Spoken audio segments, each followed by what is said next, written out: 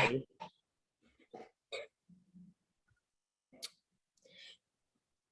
What's up, Q? How's the morning been? What are we Good. working on today? You've been seeing my TikToks lately? Yeah, man, you're crushing the content game, getting out there with it. Yep.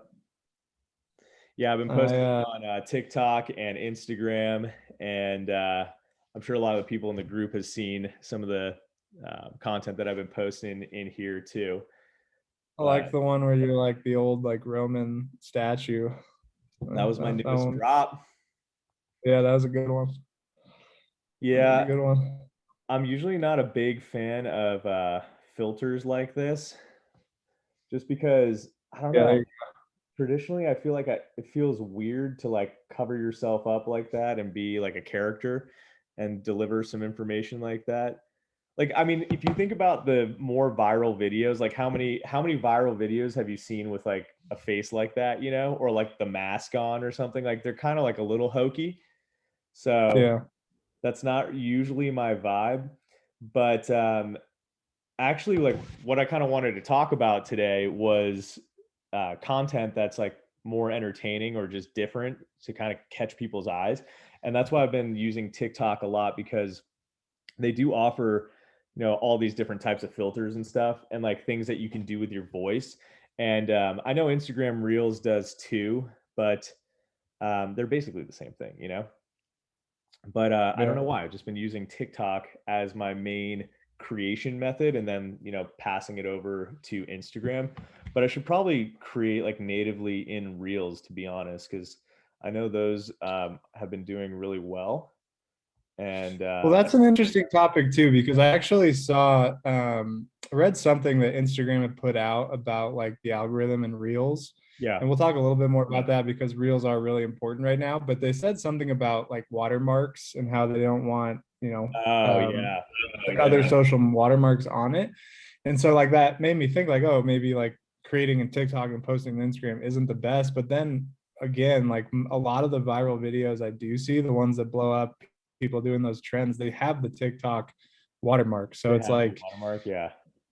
yeah, so I wonder if like TikTok's almost like they're kind of letting that slide because they want the competition with TikTok. They want people posting their TikTok videos to Instagram. I'm not quite sure exactly how the algorithm's working with that, but I just thought that was an interesting note because the watermark's supposed to be a bad thing, but I see it blow up all over the place on Instagram. Yeah, I'm like, obviously I haven't dug into this like a scientist or anything, and there's tons of content out there that kind of suggests different things like, oh, don't put the watermark, or do put the water, or don't put the watermark more specifically, right? And I've actually found a few accounts that talk a lot about these little things, like what you can and cannot comment, what they'll hide and block, and all that stuff.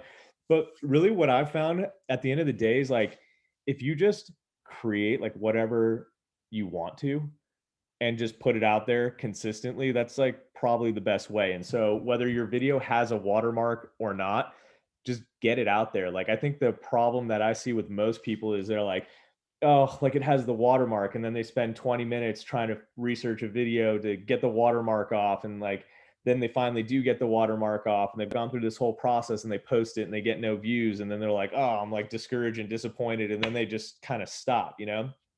So like if you just create it and put it out there, and then just if it hits, it hits, and if it doesn't, fine, and you come at it with that mentality, then it makes it a lot easier to create like a higher volume of content. And then like the ones that do kind of take off, then great, and then sometimes they will have a watermark and they will take off. So Yeah. yeah, I don't know, sometimes I feel like it's just like a little bit too overthought when it comes to content production.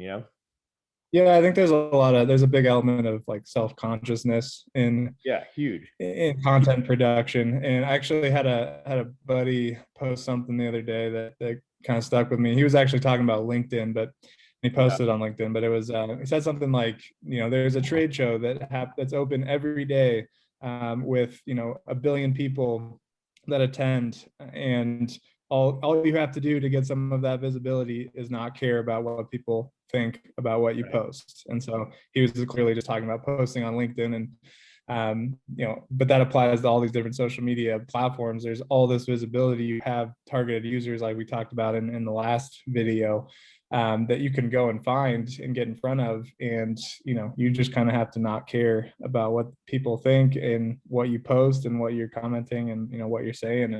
And there's a lot of opportunity to get out there. So if you can kind of get rid of that self-conscious part of posting content, then you can, sky's the limit. There's like, specifically with like small businesses and like e-commerce brands and Shopify stores and people who are like just starting to like start out their journey, there's like this new thing, and it's like professionalism is like out, right? Like if you're out here thinking that you need like a really good camera and then you need to like brand all your stuff like completely perfectly, and you're thinking about the colors that you use and the verbiage that you use in every single post that you're doing, and you want it to look like, it was professionally shot in a studio or something like that, and you're self-conscious in that way because you're like, oh, I don't want to just put out a video because it's my brand and I don't want to look stupid, I want to look professional and real. Like that type of mentality is fading, right? So some of the more successful accounts and businesses have like the most, what do they call it? It's almost like user generated content. It looks like, just shot on your phone and, put together in a easy way. It's almost like the professional version of things now is kind of looked at like, especially by the younger generation, as like, all right, like it just doesn't feel very authentic, right?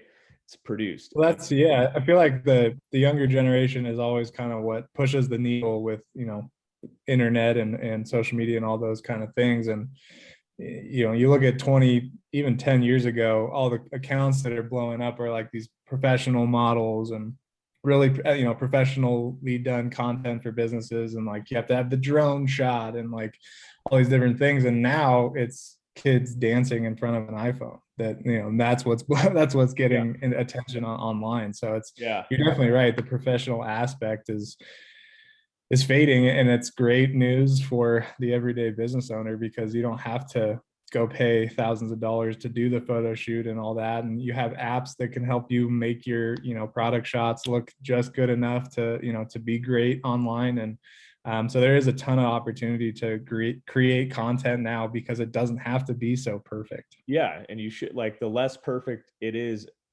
it's almost better in some regards, like, even here on, just you and I talking, right? The more like authentic we are, or real we are, or if I swear or, even fumble my words or whatever, it comes off as more genuine, right? If we were sitting here like in suits and trying to be so careful with what we're saying, then it just doesn't feel as good. One thing I did want to touch on though is the idea of like content for your business is entertainment. Like you have to think of all this content that you're putting out as entertainment. You don't necessarily like have to be a clown, and juggling and doing all this, funny stuff to entertain. But even when you look at like business content online, right? Like if you watch a Gary Vee interview or a Grant Cardone interview, these are two guys who are successful businessmen and they have YouTube channels and they talk about business and success and real estate and marketing and all this different stuff, right?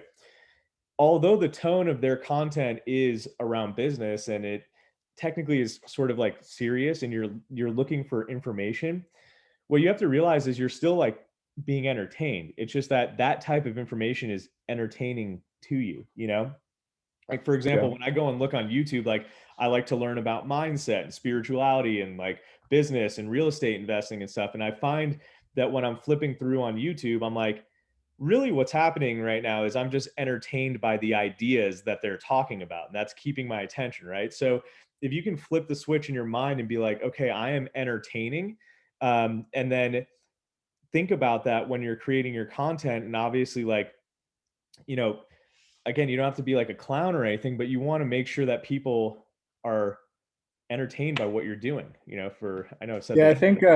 I think educational and entertainment are kind of like intertwined when it comes to social media content. Yeah. And to your point, like all these guys, the Gary V's, the Grant Cardones of the world, are really good at creating educational videos and educating you on a topic or several topics within a video, while, you know, keeping you very entertained by that. Not only because you're in their target audience and you're interested in that, but they're just, you know, they've kind of gotten good at being in front of a camera and talking. And so for businesses, like, don't take the word entertainment and think you have to go, you know, put the Roman statue thing in front of your face like you did. But even just educating on the topics that your business is, and, you know, that's important to your business, even if it's like the mission statements, you know, projects that you fund with profits from your business because that's what you're passionate about. You know, you just educating on your products and services and what you know about your industry and those types of things. That's an awesome way to create the entertaining content, because you are entertaining the people that you need to be reaching, right? The people that are going to be entertained by that are in your target audience. Those are the users that you want to be in front of. So that's like an awesome kind of approach to social media content, is however you can make it educational, that that translates into entertainment and translates into followers, engagement, and eventually customers. Yeah. And then, like, you know, to your point, if you're going to, you know, you taking educational content and making it entertaining, like some of the videos that I like the best will be like 5 ways to improve your social media or something, right? And then they're like 1, and then like something pops up on the screen and it's like text that explains it. And then like maybe they explain it 2, and then there's a little music in the background. And it's like 2, you know, and then they point to the second thing and then it pops up. Yeah.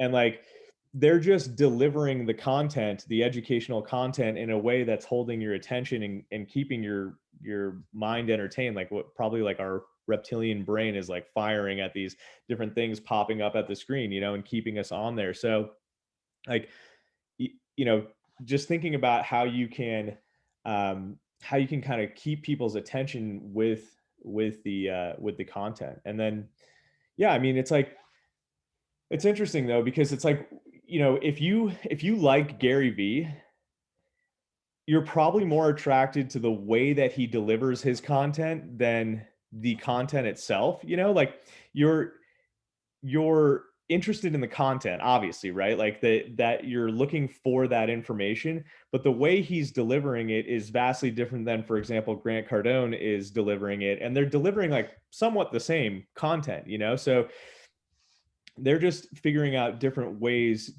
They're just different people with different personalities that attract, you know, different people, essentially, you know, or the I same. think, I mean, I think the entertainment differently.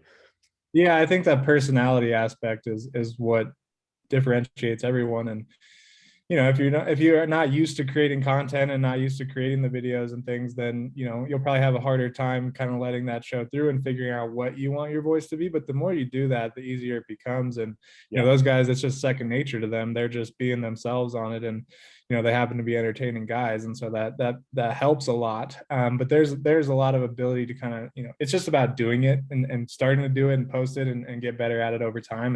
But you got to start somewhere. It's not going to be perfect when, you know, when you do post those first few reels. And I think it's important to note that, you know, you should be doing reels. Just, I don't know if I said I was that going to say, let's tie this conversation back to what we started with is yeah. Right. Yeah, because I mean, again, that, you know, that kind of statement I read from Instagram about the algorithm and reels, and a lot of this information is actually in one of our bonus guides. If you guys bought the Instagram, how to sell your products on Instagram, there's new bonus guides on that. If you bought this a while ago, you can email us at Quentin@CommandTraffic. We can get you these couple new bonus guides. It's on reels and then one on hashtags, just so you guys know. But anyways, back to the reels. You know, the algorithm is really helping get visibility to reels right now, mostly because it's a semi-new thing within Instagram. And, you know, what Instagram and Facebook are good at are pushing and prioritizing their new new aspects of the platforms that they put out. And so if by posting reels right now, they're putting you in more places. They have a reels tab. You're showing up on the explore page a lot more, and you have a lot more ability to get that content seen by more people. So definitely want to be utilizing that. using reels, posting those, and if you can make them educational and entertaining and about your business all in one video, you're going to do really well with those. And just like tactically, once you post the reel, you can post it to your feed, right? So that's like sort of 2 posts in one. And the benefit there is once it goes out on reels go and get more visibility, right? But then it's also on your feed. So people who are scrolling your feed or their home feed, and if they follow you, they can see your reel in that feed format, right? So you're hitting 2 places at once. Then what you can also do is click on that that feed post, and you can share that to your stories, and then the reel will play in your stories as well. And then if they click on that, they'll come back to your feed. So now you've got 3 places that you've posted that one piece of content within Instagram. And then the last thing that I do is I share that post over to our Facebook page and our Twitter page. And so boom, then that piece of content goes out to those other platforms outside of Instagram as well. So just quickly creating a reel can give you, what was that? That's 1, 2, 3, 4, like 5 different content slots out there. And so you're starting with, a piece of content that's going to get the most visibility, and then just kind of distributing it to the rest of your, networks and like feeds. Yeah. There's just a lot of opportunity with the reels right now. And, whether you're starting it on TikTok, like Q's been doing, or just creating it right in Instagram, if you start on TikTok, I guess that's a 6th place that we're putting it out there. But yeah, really, just the opportunity, even just within Instagram, if that's kind of where your focus is, the opportunity to be posting reels is there. There's a lot more visibility for it. And so you guys are missing out on an audience if you guys aren't using that. So yeah. again, if you guys want more information on that and you didn't receive the bonus guide, let us know. We'll get that to you. It walks through kind of how to easily create reels, why they're important, things like that. So some basic information on those. We have it. If you guys want that, let us know. Yeah, and just to kind of wrap this up, I know in our last video and sort of podcast here, we talked about engagement being like a huge aspect of this. And engagement to me is still the king. Like that, I will always put engagement first. The thing is, like, with these tools, with reels, like it's not that hard to create content anymore, So what I would encourage you to do is just like figure out times during the day where you can just kind of quickly film a video. If you make jewelry, film it of you making the jewelry, film what you can about your day and your business throughout the day. And you can easily have like 3 to 5 pieces of content a day, and then if you don't want to post them all at once, just store them, and then you can post them, whenever you have time. So it shouldn't be looked at as like this difficult thing. The content can be great because it can go out there and reach more people and bring people into your fold. So if you can produce the content, I would definitely encourage you to produce as much as you can. Yeah. And it doesn't matter what you're selling. There's always opportunity to create that entertaining educational piece. I mean, we talked about a few accounts that we've seen do well with that, but like, I see a lot of like fashion brands that post like, 5 ways to style this dress or 5 ways to style this boots. And if you're an artist or you make jewelry, like you said, you can always kind of post your process. If there's anything that you can kind of give away, any secrets to your process, Yep. all kinds of different things that you can really make entertaining reels with. And it's as easy as having a phone and recording it. So get out there and do it, guys. Yeah. The process videos are huge. Cool. Yeah. All right. Well, that's it for me. You got anything else you want to chat about, Cole? No, I don't think so. Again, just last time, if you guys want more information on that, always feel free to comment, email us at Quinn at Command Traffic. Yep. And we'll be there, happy to share more information with you guys, point you guys toward any products that might be helpful, and get you some of those bonus guides as well. Great. And we did start a podcast. So those of you who are listening from the podcast right now, you'll hear it. You already know about that. But here in our Facebook group, just wanted to let you guys know that we do have a podcast. It is basically these videos that we are recording and putting into our Facebook group right now. But I know a lot of you guys, miss some of these. And it's also convenient to have this information in, when you're driving in a car or something like that, or relaxing, you got your headphones in and you want to listen to this type of stuff. So we've put all of this onto a podcast. You can search it on Spotify, and pretty much everywhere else. I think it's on like every store, like Google Play and all that. So all you have to do is search the Command Traffic Podcast. And if you like it, go ahead and give us a good rating or whatever. That helps us, get a little boost in the algorithm and more listeners and whatnot.